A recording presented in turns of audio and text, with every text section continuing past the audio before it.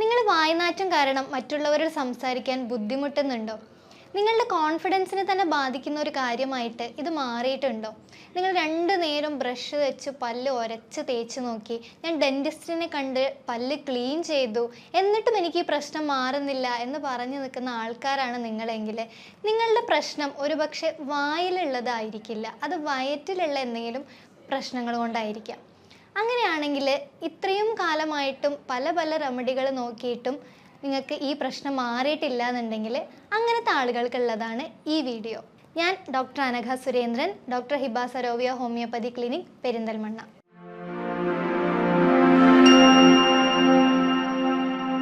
വായ്നാറ്റം ഉണ്ടാകുന്നത് വായിൻ്റെ പ്രശ്നം കൊണ്ടാണെന്ന് മാത്രം ചിന്തിച്ചിരിക്കുന്ന കുറേ ആളുകളുണ്ട്. ഇപ്പോഴും വയറിലുള്ള പ്രശ്നങ്ങളും ഇതിന് കാരണമാകാമെന്ന് അറിയാത്ത പല ആൾക്കാരും ഉണ്ട് എന്നാണ് ഞാൻ മനസ്സിലാക്കിയിട്ടുള്ളത്. ഈ വയറ്റിലെ പ്രശ്നങ്ങൾ വായ്നാറ്റത്തിന് കാരണമാകുന്നത് എങ്ങനെയാണെന്ന് നമുക്കൊന്ന് നോക്കാം.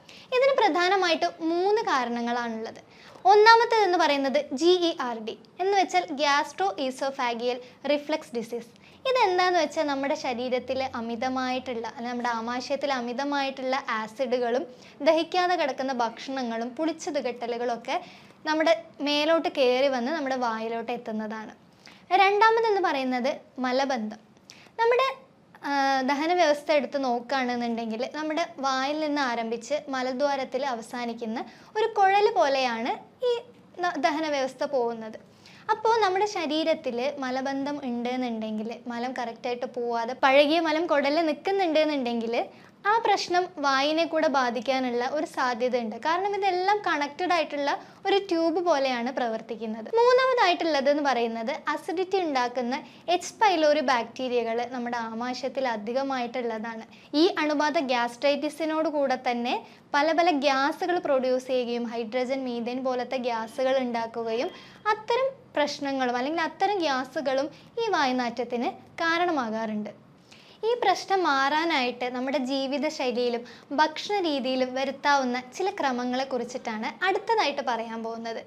അതിൽ ഏറ്റവും പ്രധാനപ്പെട്ടതാണ് പ്രോബയോട്ടിക്കുകൾ ആഹാരത്തിൽ അധികമായിട്ട് ഉൾപ്പെടുത്തുക എന്നുള്ളത്. അതെപ്പോഴും പറയുന്ന ഒരു കാര്യമാണ്. തൈര്, മോര് പോലുള്ള പ്രോബയോട്ടിക്കുകൾ അധികമായിട്ട് ഭക്ഷണത്തിൽ ഉൾപ്പെടുത്തുകയാണെന്നുണ്ടെങ്കിൽ ശരീരത്തിലുള്ള അല്ലെങ്കിൽ കുടലിലുള്ള ചീത്ത ബാക്ടീരിയകളെ നശിപ്പിക്കാനും നല്ല ബാക്ടീരിയകളുടെ എണ്ണം അത് കൂട്ടാനായിട്ടും സഹായിക്കുന്നുണ്ട്.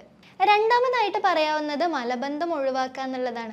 മലബന്ധം ഒഴിവാക്കാനായിട്ട് എപ്പോഴും നമ്മൾ പറയുന്നത് വെള്ളം നന്നായിട്ട് കുടിക്കുക, അതേപോലെ തന്നെ നാരുകൾ അടങ്ങിയ ഭക്ഷണങ്ങൾ, അതിൽ തന്നെ തവിടുള്ള അരി, പിന്നെ റാഗി, ഓട്സ് പോലത്തെ കാര്യങ്ങളും, പിന്നെ ക്യാരറ്റ്, ആപ്പിള്, പേരയ്ക്ക പോലുള്ള പഴങ്ങളൊക്കെ അധികമായിട്ട് ഉൾപ്പെടുത്തിയിട്ട് മലബന്ധം ഒഴിവാക്കുക എന്നുള്ളതാണ്. ഇനി ധാരാളം വെള്ളം കുടിക്കുന്നത് കൊണ്ട് നമ്മുടെ വായിലുള്ള ഉമിനീരിൻ്റെ ഉൽപ്പാദനം കൂടാനും അതുവഴി വായിലുള്ള ബാക്ടീരിയകളെ നശിപ്പിക്കാനും അത് ഹെൽപ്പ് ചെയ്യുന്നുണ്ട്. അതേപോലെ തന്നെ അടുത്തതായിട്ട് ഒഴിവാക്കേണ്ട ഒന്നാണ് മധുരം എന്ന് പറയുന്നത്. എപ്പോഴും ഈ ഷുഗർ എന്ന് പറയുന്ന കാര്യം ഈ ബാക്ടീരിയകളുടെ ഗ്രോത്തിന് ഏറ്റവും ഫേവറബിൾ ആയിട്ടുള്ള അല്ലെങ്കിൽ ഏറ്റവും ബാക്ടീരിയകൾ ഉണ്ടാവാൻ സാധ്യത ഉണ്ടാക്കുന്ന ഒരു ഭക്ഷണമാണ് മധുരം എന്ന് പറയുന്നത്. ഈ മധുരം കൂടെ ഒഴിവാക്കാനായിട്ട് ശ്രദ്ധിക്കുക. വായ ക്ലീൻ ചെയ്യുന്ന സമയത്ത് നിങ്ങൾ ടൂത്ത് ബ്രഷ് ഉപയോഗിച്ച് 2 നേരം വായ അല്ലെങ്കിൽ പല്ല് വൃത്തിയാക്കുന്നുണ്ട് എന്നുണ്ടെങ്കിലും അതേപോലെ തന്നെ നാക്ക് കൂടെ വൃത്തിയാക്കാൻ ശ്രദ്ധിക്കുക എന്നുള്ളതാണ്. ഈ ചില ആളുകൾക്ക് നാക്കിൻ്റെ അറ്റത്ത് അല്ലെങ്കിൽ നാക്കിൻ്റെ ഉൾഭാഗത്ത് ചില വെള്ള കളറിലുള്ള പാട പോലെ കാണാറുണ്ട്. ഇത് ഫംഗസ് ഗ്രോത്ത് അല്ലെങ്കിൽ വയറിൻ്റെ ഉള്ളിലുള്ള ഫംഗസ് ഗ്രോത്ത് അല്ലെങ്കിൽ ബാക്ടീരിയ ഗ്രോത്തിനൊക്കെ സൂചിപ്പിക്കുന്ന ഒരു കാര്യമാണ്. അപ്പം നാക്കും കൂടെ വൃത്തിയാക്കി വെക്കാനായിട്ട് ശ്രദ്ധിക്കേണ്ടതാണ്. ഇനി പ്രകൃതിദത്തമായിട്ട് ഈ വായുനാറ്റം അകറ്റാനായിട്ട് എന്തൊക്കെ ചെയ്യാമെന്നുള്ളത് പറഞ്ഞു തരാം. ഭക്ഷണത്തിന് ശേഷം ഗ്രാമ്പുവോ ഏലക്കയോ ഒരു പിടി വായിലിട്ട് ചവയ്ക്കുന്നത് താൽക്കാലികമായിട്ടും വായിലെ ദുർഗന്ധത്തിന് ഒരാശ്വാസം നൽകും. അതേപോലെ തന്നെ ഉപ്പ് വെള്ളം കവിൾക്കൊള്ളുക എന്നുള്ളതാണ് അടുത്തതായിട്ട് ചെയ്യാൻ പറ്റുന്നത്. അടുത്തതായിട്ട് ഉപയോഗിക്കാവുന്നത് ഇഞ്ചി നീരും നാരങ്ങ നീരുമാണ്. ഇഞ്ചി നീരിൽ അടങ്ങിയിരിക്കുന്ന ജിഞ്ചറോൾ 6 എന്ന് പറയുന്ന ഘടകം ഉമിനീരിലുള്ള എൻസൈമുകളെ ഉൽപ്പാദിപ്പിച്ച് ഈ വായിലുള്ള അണുക്കളെയൊക്കെ അകറ്റാനായിട്ട് സഹായിക്കുന്നുണ്ട്.